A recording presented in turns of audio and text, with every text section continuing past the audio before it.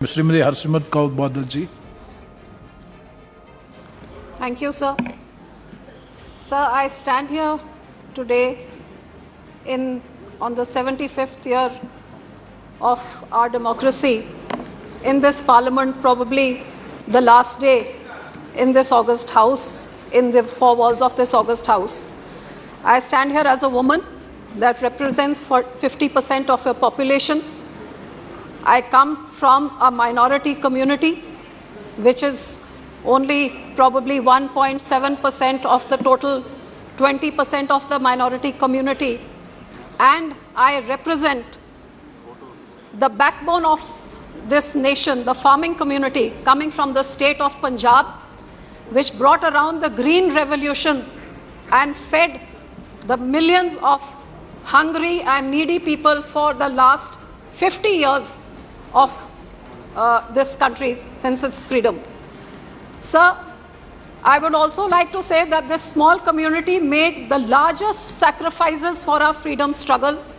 It may be a small community, but this brave community that fought the battle for the freedom struggle, where the highest number of people to reach Kala Pani was from Punjab, the highest number of hangings were of the Punjabis. It was on the borders of Punjab really that the division of the country took place. So the largest suffering and the largest bloodshed that took place to ensure this freedom was on the borders of Punjab. But sir, I would like to go back to even beyond this.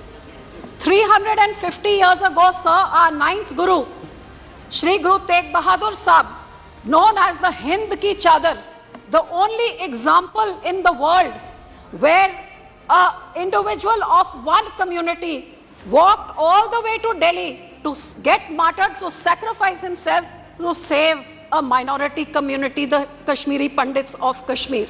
Sir, this example in itself is one of its kind, and I would say the basis, the very foundations of human rights, equality, freedom of religion was laid by our ninth Guru, who came here and martyred himself and sacrificed himself a few yards from here to ensure the religious freedom of the Kashmiri Muslims, and that laid down the foundations of where the entire democracy and the voice of the people stand. And after that, his grandsons aged 9 and 7 were bricked alive fighting for saving and living by their own religion for religious freedom.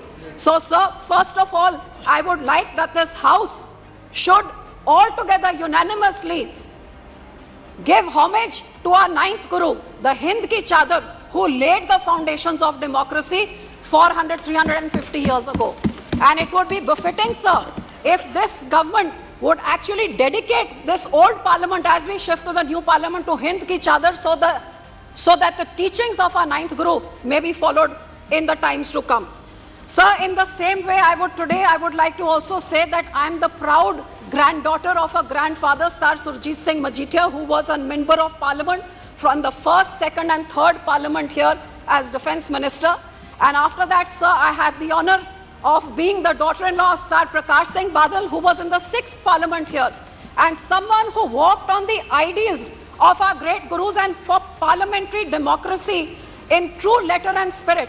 More powers to the state and inclusiveness, sarbat ka bhala, as what our religion preaches, is what Sir Prakash Singh Badal's life was about, who led the first battle against emergency, which was the biggest dictatorship since Indian freedom. And he led the fight against emergency to lead the first morcha to court arrest. And for 19 months he spent in jail and was the last one to leave the jail during emergency, making this fight for democracy his personal fight, and his entire life was dedicated towards more powers to the state and strengthening the federal structure. Sir, today I also take this opportunity to salute both these men, and I would say that they have been a role model in inspiring what parliamentary democracy stands for. Sir, as a woman, I would definitely like to say that in my time of when, in the last years of what I have understood of parliament, if there was one thing which I saw in my lifetime, which I never thought that I would even get a chance to voice in this house, was as a young 18-year-old who saw the murder of democracy the murder of minorities and the murder of religious freedom in 1984 when the genocide of the Sikhs took place. As an 18-year-old, I was a victim of this. My community was a victim. It is shocking that in a free and independent India, the state itself, the Congress government, would stoop down to killing an entire generation of Sikhs because of whatever reasons, what they may have thought. This is the Congress which attacked our holy shrines, which put in tanks and bullets into our Akal Takht Sahib, killed innocent people over there, and then murdered thousands of Sikhs. Sir, this state-sponsored genocide is unheard of in the history of our country. And if this government had ensured justice, which after 40 years we have still not got, if they had ensured justice, maybe bigger tragedies would not have happened. Sir, I also ask this government that before we finish and shut the doors of this parliament, this house needs to unanimously condemn the Sikh genocide. No, sir, very important, 2, 3. Unanimously condemn the 1984 Sikh genocide, which has not been done till date, and nor have they received justice till date.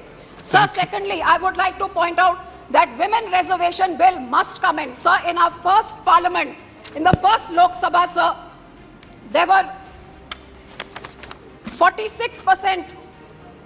There were 24 women, sir, and today in the 17th Parliament there are only 78%. Yes, madam, now please. Sir, just 2 minutes, very important, 2, 3 points, sir.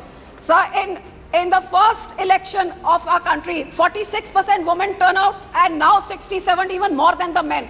How can women issues be addressed if there is not proper representation? I demand women reservation, sir. Yes. If it is not enough women, that is why it takes a Nirbhaya to bring in strong laws.